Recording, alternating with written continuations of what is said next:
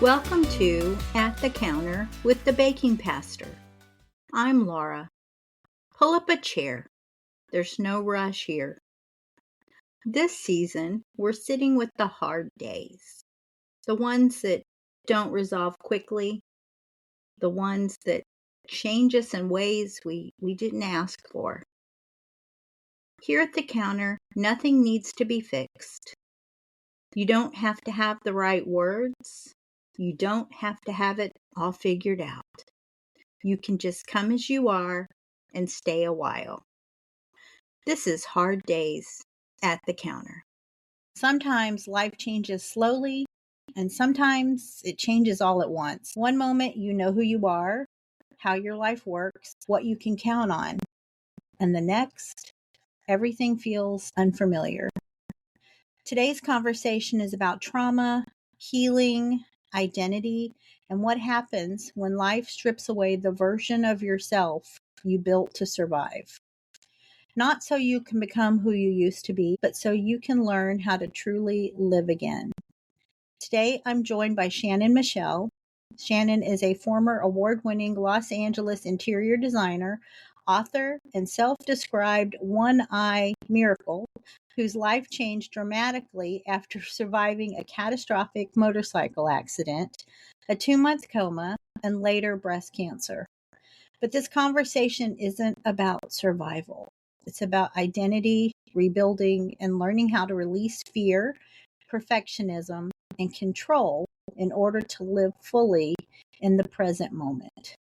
Through trauma, memory loss, childhood wounds, and physical recovery, Shannon began what she calls Shannon 2.0, a rebirth of self-grounded in vulnerability, presence, courage, and faith. Shannon 2.0, I am so glad you're here with us at the counter. Yes. Hi, everybody. Thank you for having me. I read your book. I loved your book, and I hope others pick it up. And I was sharing with you before we got on, I have so many things underlined or highlighted in my Kindle that we could be here for days, but we're not going to do that. You said your healing journey wasn't just about learning to walk or speak again. It was about relearning what it means to live, love, and let go. What did that realization look like for you? It was a big cycle. It was on repeat for a while. For me, my life would repeat itself because my short-term memory was so messy, and it still is messy. But I remember waking up and not understanding where I was, not understanding what had happened. And I had to get to a point at which I could wake up and enjoy who I was again, because it wasn't pretty and it was very painful post my accident. And then it got very emotionally and spiritually upsetting when I couldn't remember anything. I had to get comfortable with who I am today is living in a present moment and not being take what I can recall or what I can remember and not making that a part of who I see myself as. And that was a big transition, to see myself as this new person so that I could wake up with a little bit more joy every day and be comfortable with the new version of Shannon 2. You asked some really profound questions. One in the book was, is there a difference between being and being seen? Can you share what you meant by that? I can. Most of my career, for 25 plus years, I created things. I did interior design. I had furniture stores, designed furniture, you name it, helped clients design new homes. And I knew how to live my life through perspective of how things are seen and how I looked. And I had a huge career and I did very well with that perspective. And when I was in this new transition of the new me, I had to find a way to appreciate and be grateful for the smallest things, the breath, to wake up and be breathing and be alive, and that my daughter was a part of my new existence, to have a child. And her name is Grace, by the way. And to have her, and she's the one that drew the cover, to have her, she had just started college, and to navigate this new life with somebody like your daughter, and then you're the child-ish, because I was a child. And I would say that I've had to learn a way to just wake up and be happy with the new me, the new life, the new existence, that even with all the brokenness of my body and brain, I was going to be okay somehow. And doing that with your child, who you're the mama bear, and all of a sudden she's becoming the mama bear. There's a lot of transitions that I had to move through and kind of rediscover ways to be in this new person that I became. And I'm still the core, the same warm-hearted, kind, thoughtful interior designer. She's still in there, but I have become almost bigger and better with all my brokenness. At one point, you described your recovery like standing over a table full of puzzle pieces without the picture on the box. Some pieces missing, some damaged. I know for a fact that some of my listeners are going to resonate with that. Can you talk about what it feels like trying to rebuild your life with all the pieces in front of you? I can laugh about it now. It's not an easy place to be. You struggle with trying to live your life. If you're trying to sort out, for me again, and everybody has different avenues and routes that they take in their daily life. I learned that trying to sort out my life and my past and even my motorcycle accident, trying to figure out what that meant and trying to put it back together the same way wasn't going to be possible. We can be inspired to be the best we are, but to give ourselves the space and the kindness to stay present and be the best we are today versus yesterday, I think is the most important thing that I learned is not trying to be the old Shannon, not trying to be the new Shannon, but actually just present Shannon. She's a bit of a, excuse the expression, but she's a bit of a badass again. It took me a long time to find that strength again. Was mentally broken, physically broken, in pain. And there had been so much loss that I had to find my way out of a very messy puzzle and to eliminate parts of my life that weren't honoring who the new me was and be okay with there being new parts and pieces. The obvious is the eye patch. To wake up and go look in the mirror, my head was shaved. I had no hair. Literally, my hair was growing back. And I'm like, who's that brunette? Because I've been dyeing my hair for forever. I was a redhead. I had an eye patch and I had to get comfortable with this new look. I had to get comfortable with looking in the mirror and liking the new version of me. Looking in the mirror is so empowering if you allow yourself to stay present and kind to yourself first and foremost when you're looking in the mirror. I had to do that often and I still do. It doesn't go away. We don't fix everything and then you still feel it. You still know that it's a part of who you are and your life today, and then let it go. Okay, that is the previous Shannon. Let's not get critical on how she looks. I have to talk to myself. I have to tell myself, quit talking out of Shannon Michelle 1.0, Shannon 2.0, because we can get caught up with our old beliefs. We can get caught up with our own insights and thoughts that are sometimes messy, and we need to let go of them. We're talking about the 1.0 and the 2.0. Before the accident, you said you were careful, controlled, protective, and constantly trying to make life feel safe and manageable. What been shifting inside you after everything changed? I realized that I had to stop trying to control everything because I came from a childhood where it was very messy and abusive, and I was just trying to find my way out as a child. And I thought the more I could control everything I did and said, the better life I would have. And some of that is true. Some of the shifting and having strength in certain ways helps us live a better life. But I didn't know how to receive. I only knew how to give. I knew how to be the kind person. I knew how to do the kind things, but I would never ask for help. And because I woke up after a 2-month coma and broken everything and I couldn't do anything, much less think, I needed to surround myself, and thankfully I was, by people who could help care for me. And that adjustment was something that I know I didn't realize. I was a really good giver, but not a really good receiver. And now I know how to ask for help. I know that I need help. I know that life is not always easy. And sometimes just allowing myself to ask for whatever it is I need, that is empowering. That is strength. I had to see that is a place to be just as strong in the giving as you are as in the receiving. That's changed my life as well. I needed to learn that full circle, people want to love and help you. You're important too. You don't have to be the one that stands up and does everything. I remember the day I could stand up and try to start walking again. I was impressed with that version. Oh my gosh, the broken version that actually could stand up and walk herself to her own kitchen.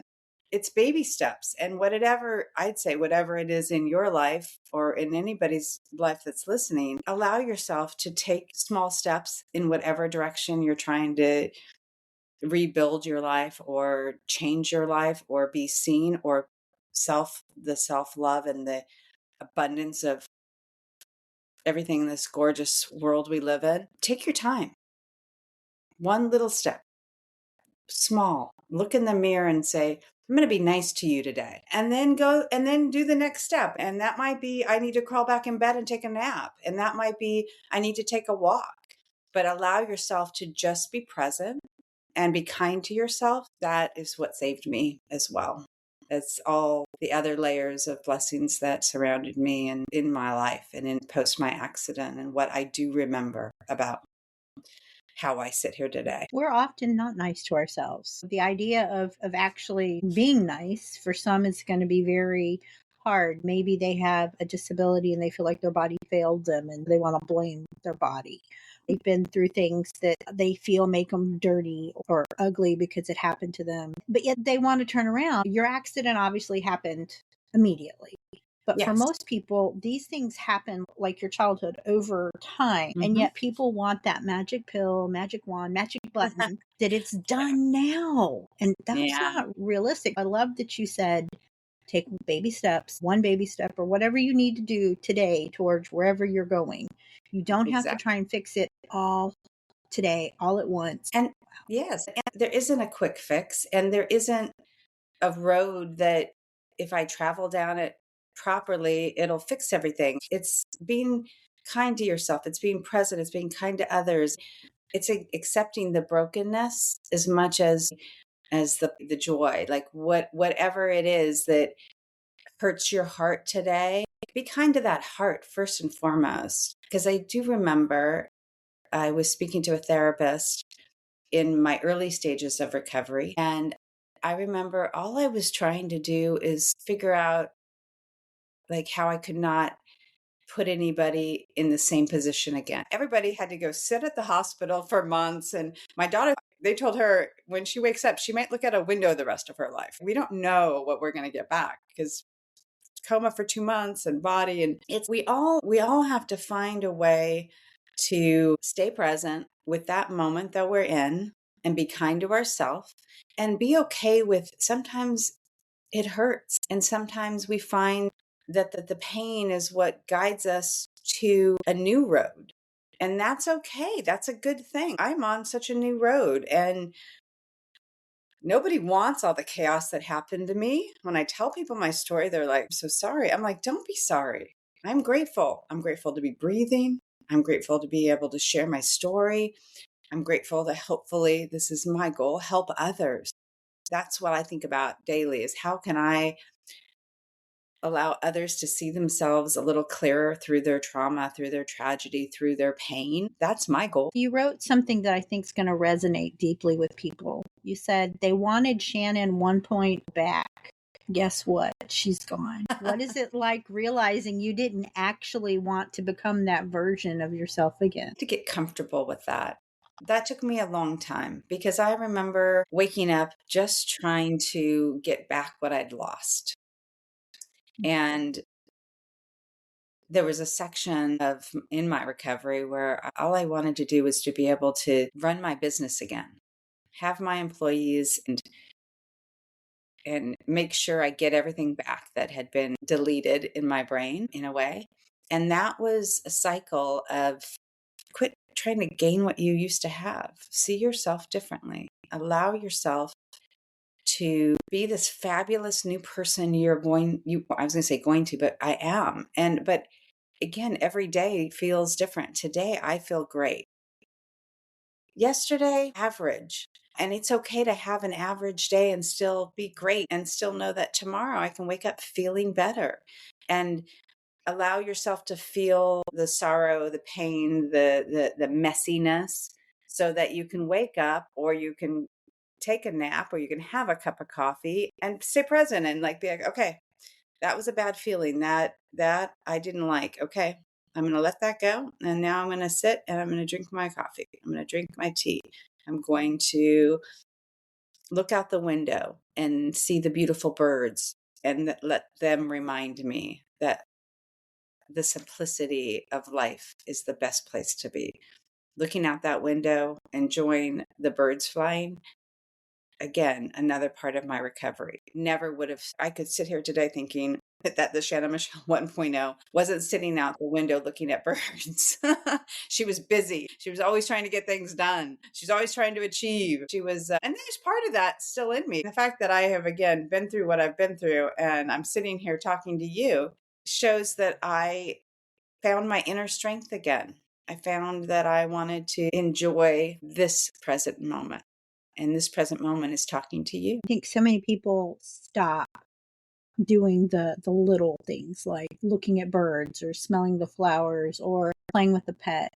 They are so busy with their checklist and whatnot. And through a health crisis or a traumatic situation, the last thing you need is a checklist. I'm sure you probably had goals, whether they were written down or not. Okay, I want to be able, I think you want to be able to go to the bathroom by myself. Or little things. Or I want to, for me, going through chemo, I was so exhausted. I'd let my dog out to go potty. We live in the country, and I'd go lay on the couch until I heard the tippy taps coming back up on the porch. And then I'd be like, okay, Lord, I need some strength. I got to get back up and go let him in. And I'd get up, and that would be like the goal for the day. Let the dog out, because it was way easier to get up and let him out than to clean up the disaster that could make more of a mess. But we are so check driven. A lot of us are. Even after my illness, I have lists, but I have them because of chemo brain. And like those thoughts are there and then they're gone. And it goes away over time. But there's still times that if stress comes up, I forgot. So I have a list of things that I'd like to do over a period of time, urgent stuff that I definitely need to do, but I'm not so rigid. If stuff doesn't get done today, okay, the list goes to another day or maybe even a week. But we're so conditioned in society. We got to do this to succeed. We've got to do this no matter what is asked of us, no matter who asks. People pleasers, right? They say yes, but at some point we have to say no. We have to respect ourselves and our boundaries and say, that's too much. Or I don't particularly want to do that task. It's giving yourself the strength for the self-care first and foremost. So that alone, self-care, staying present and making sure that your answers are coming through your heart and not through somebody else's views or your view of yourself. That's not always an easy answer, but it's the best answer. What is good for you today? That's it. You today. It'll be different tomorrow, but today, what is the best thing for you? And if that can be on repeat, that's a good thing. Definitely. And don't feel guilty. If you say no because you realistically know that is going to exhaust you or conflict with something that you really want to do, then there is no shame, there is no guilt. You have a right to say what you are willing to do and not. And then if other people don't like it, that's on them. Absolutely. Absolutely. I have to do that. They ask. Well, if they ask, I have to do it. No. If they ask you, it's a choice. Yeah. It's a choice you actively need to make. Actually, that you just said that reminds me, and sometimes I forget this, that I know that through my recovery, I came up with all my answers being yes, no, or maybe. So when I'd ask myself a question internally, I would say, am I going to be able to walk around the whole block today? Like when I was learning to walk again. And I would sit there and I would say that a question would come that in our minds, the question comes and I'd be like, yes. And then that was my answer. Or no. And that was my answer. And that the maybes, that when you get the maybes, that you can put them aside and know that the answer will come at a later date, so that you're not sitting trying to recycle and fix and do, but you're just doing yes, no, maybe. Okay. Yes, I'm doing this podcast. Okay, great. Yes, it feels good. Yes. Is it going to be a big day? Maybe. And then you let go, and whatever it is, again, that you are questioning about somebody else's life, let go of that. That's not you. They need help. Okay, great. If you can help them, help them. If you can't, no. And if you can try later, then try later. But just try to simplify your inner answers as well, that you're not, as you say, responsible for everybody. And that gives you a lot more time to do your self care and see yourself the way that you really are. Because we're all different, all of us, but we all struggle. We all get lost. None of us go through life without struggle. None of us. And you can put all kinds of words and stories around it, but we all have difficult days and moments. They're not the same thing. They're not going to impact us the same way, but everybody struggles. No one's perfect. If you see it on TikTok or Facebook or Instagram, I'm promising you every day, if you see it, they're staging it. There is no way anybody's going to. And how much effort and time and energy are they doing to curate those photos, stories, or reels? It's not realistic. And then you get very lost in all of that if you let yourself. You can. I think a lot of people don't realize how much of themselves was built around survival. Staying safe, being liked, keeping everything together, trying not to feel too much. That's one of my favorite. Oh, I don't want to feel. Yes, you do. You're human. And God gave you emotions you want to feel. So go ahead and feel. But then life happens, and suddenly the version that you got through fit anymore. That old you, and you probably felt that. It's like when, like it feels like a version of a t-shirt that a child made, and they didn't quite, it's not the right size, it's not sewn right, and it just, everything feels all wonky, and it's like, wow, this just does not feel right. But yet people are like, well, I'm gonna wear it anyway. Well, that's fine. But again, yes, no, maybe. Does this feel right? No, then take it off. If that tag's annoying you, cut it out. If it still annoys you, then get rid of the shirt. Don't make your do it to somebody. Yeah. I mean, let somebody else find joy from that thing that is not bringing you joy. Like, that's releasing what is not bringing you joy, what does not serve you, is the best self-care, like what you're explaining. Yeah. And beautiful words. Thank you. My husband and I love to go thrifting. And when you go thrifting, you're going through what something somebody else doesn't want. And we come home with all kind of treasures, and it may be that they wanted them, they just didn't have enough space, or it's an antique. Like, that's a treasure, right? And we're going through a season right now at my house where we are purging, and we're going to have a huge yard sale in a couple weeks. And it's interesting. And my husband said he looks at it. Do I like it? Do I still need it? Do I even want it? And if I want it, when was the last time I used it? Now, in some cases, like clothes, they say if you haven't worn it in 6 months or a year, you're not going to wear it. Okay, maybe. But tools, well, those are a little different. I haven't used this tool, but it's a project that I want to do, or it's an odd tool. And he's like, well, I don't need 4 of them. I have one at home, one in this truck. He may have one on the job. But does he need 4? No. Does he need maybe 1 or 2? Okay. So he's purging and getting rid of some stuff. And I love that he's doing that. And I'm doing the same thing. It needs a new home, and that's okay. I want to take a breath. I think people may be feeling like emotions. Oh, they're talking about subjects that make me uncomfortable. So I just want us to take a slow breath in and let it out gently, and just ask yourself, what version of myself am I exhausted from trying to maintain? Not because I was bad, not because I failed, maybe because I was built for survival, not peace. You are allowed to become some. So true. You shared during your brain injury that it brought back memories that you had suppressed and buried of your childhood. And what was it like realizing your healing journey wasn't going to only be about the accident and all the surgeries, but facing pain that you had spent years trying to outrun? What I love about that question and about that is that I love that I can be everything. I don't have to be something specific anymore. And I think for a long time, I used to hide from my abuse because I thought if people saw me that way, that they wouldn't be impressed with who I am or what I could do. I love that I am proud of my youth brokenness as much as my motorcycle accident, as much as my breast cancer. I'm proud of all of it. And I like that I can be comfortable in that brokenness and be proud of it instead of hide from it. And I think that I hid from it. I think I hid from a really horrific childhood. I hid from being seen a certain way because I was in the business of making things look pretty. And the person that makes things look pretty, they have to be pretty inside and out.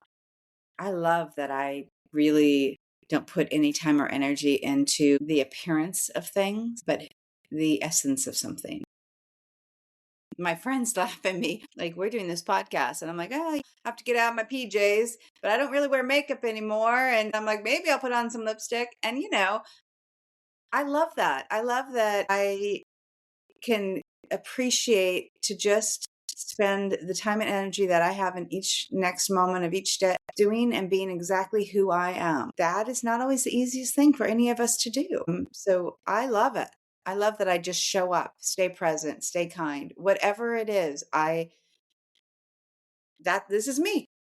This is the new me. All like I have so many scars all over my body. I remember thinking, wow. And then like now I'm like so proud. Like, look at these scars. Like, I had a child, I had a C-section. That scar was like, oh, can I hide it? And now I'm like, look at all these scars. I'm very impressed with all the scars, all the surgeries, all the chaos. Like, I'm proud. I'm proud to be living, breathing, talking to you, being surrounded by the trillions of angels that are always still with me. Like there's so much, again, gratitude for each living day. And then after, like, I know I was mid-state. I remember, and I talk about this in my book, I remember my father figure having had passed months before my accident, and he was there with me.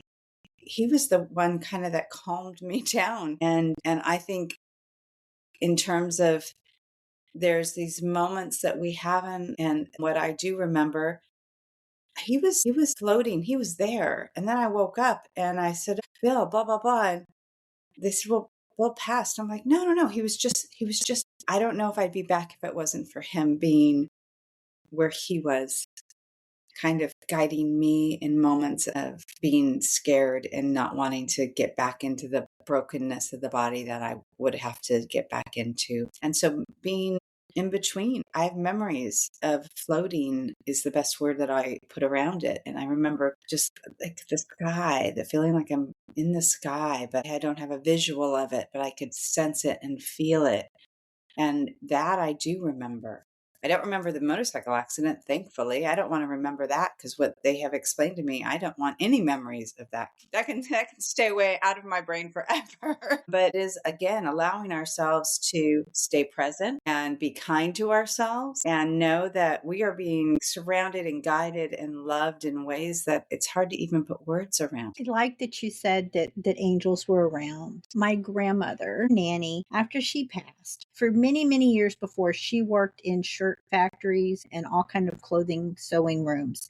And she would bring home the extra buttons. So every time we'd make stuff, Aw. you go pick out your buttons. There was a period where buttons would appear at weird times, weird places. And okay, if you know me, I got their cooking gene. I can cook, I Oh. baking pastor, I cook, I bake. I can crochet, I can needlepoint. Can I sew? Heck no. My mom got the sewing gene.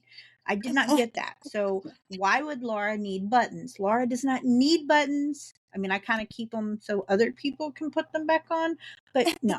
So one of the weirdest times I was serving as a pastor, and in my dining room, I have a china cabinet. I'm short. I'm like 5'3".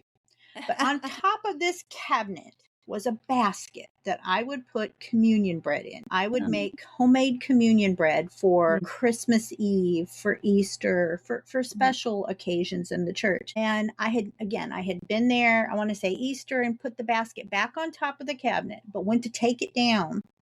at Christmas Eve. Okay, my husband's short too. There's no, I needed to be on that cabinet. But when we took that basket down, Shannon, there was a button in it. And I stood there and it was funny because I had been discerning different things. I always say, Lord, I think I'm the dumbest sheep you have. So can you give me I'm kind of like Gideon in the Bible. Make it wet, make it dry. I want the blinking sign that says Laura, but buttons and butterflies. And so here I'm comes a this big butterfly basket girl too. and there's a button in it. And I was like, and then as my parents went to move and do other things, buttons showed up. I mean, not just one, but several. And it kind of became funny. Like you were talking to Bill and be like, Nanny, okay, Yeah, got the yeah. button. Uh-huh. Okay. And they'd show up at strange places on a cabinet, on a kitchen table. Honey, did you leave a button on the table? No. We both be standing there looking at it. But I do think there That's are angels among us that come and guide or help or support us. absolutely so many. I actually, when I woke, I again knowing, okay, yes, Rebecca, and yes, James, and I'm talking to angels. I still do, that I remember being a part of, again, me being back here in this human body. And I love it. And I believe that to have the openness that everything is not so physical and that we are guided and shown paths by more than our human self and our human bodies and our friends. Listen, they're always around you. They're always almost in a protective way, is how I feel it right now. The white light that comes through us that is not so visible. It's joyous. It's joyous. And the buttons for you is the perfect words. How can I show up in this physical world and make sure they know I'm here? That's what she does. A button, and there'll be buttons that are strange colors or shapes that I have nothing that matches. So it's I we love know they're it. not from me. Love. Thank you for sharing that with us. I love that because I think that's, again, a perfect physical example of how we need to stay open to things that are different. Yeah. You wrote, vulnerability is a gift and loneliness is a fear. That is such a powerful distinction. How did you begin learning the difference between opening your heart and abandoning your old self? I knew that I wanted to find a place of joy again. I knew that if all I sat with was everything that had happened to me, if all I could do was think about all of the bad brokenness and the pain, that I wouldn't be able to enjoy my humanness again, was more severe than anybody could ever imagine. To go from riding a motorcycle to waking up in a hospital bed, not knowing who you are or where you are, and that being on repeat. Like, you have to find a way to find joy differently. And that was allowing me to see myself differently. And I wasn't going to spend the rest of my life worrying about how everything affected everybody, but how did it affect me? I'm actually the broken one. How is this feeling for me today? Not how is everybody else? What are their expectations? What did they lose? Like, don't spend time worrying about all of that. Just, Shannon, learn to write something down 300 times so you can remember it, because your short-term memory sucks. Learn to swim again. Learn to be able to have a moment where I was able to walk my dog again, like you were talking about letting your dog out. And I remember my daughter going back to college in between summers, and I want to be able to walk Teddy, our dog, again. Can we try that before you leave? Me asking my daughter, help me see if I can walk my dog. And she said, yeah. And I'm like, okay. And then I was able to get her to the top of the block. I'm like, okay, because I'm like, that was a goal, walking my dog on my own. And that was empowering and that was beautiful. And finding ways that we can see ourselves differently and make adjustments to the newness. That's all we need to do. That's it. Stop and breathe and listen some more. For me, that's what just came to me. You also said broken is beautiful. And I think a lot of people struggle to believe this about themselves. You helped, or what helped you stop seeing brokenness as something shameful? It's a good question. What comes to mind for me is I had to start liking the new me that I saw in the mirror. And I had to personally find a way to accept that things were different and I didn't look the same. Because if you look at an image just visually of me previous to my accident, long red hair, motorcycle rider, and I had to find a way to embrace my eye patch, embrace This is all natural now. I don't dye my hair anymore. Whatever it is that you want to embrace about yourself, embrace it. It doesn't have to be how you were born, but definitely what you're seeing. And if you don't, adjust it. My eye patches, I realized that it was going to be the rest of my life, and I want those to look cool. I'm going to get iron-ons. I'm going to make it look interesting for me because I want to like what I see in the mirror. And I'm now short-haired and I keep it short, and I used to have very long, beautiful long hair. I don't need all that weight. So I make choices for myself. And again, what always comes back to me is how can I be as kind to myself today in this moment? If I can keep remembering that, and if others can remember that about who they are, they have so much to offer, because the bigger and better and kinder and brighter I am, the more I have to give. And that's a beautiful life, whatever it looks like. You talked about separating your identity from your trauma. What does it look like to acknowledge pain without allowing it to become your entire identity? I'm not sure, honestly. Today, I'm not sure. I know that what I try to do for myself is give myself patience and kindness daily to be able to get comfortable with things being off balance, like my body still, because one whole side of my body is obviously the side I fell on, I'm guessing. And it's the side that's most painful still. And I find a way to find balance between what I call the left and right side, because there's more pain on one side of my body, if we're talking physical, than there is in another. And that's how I know the difference between my accident and my age. Because people are like, at your age, I'm 56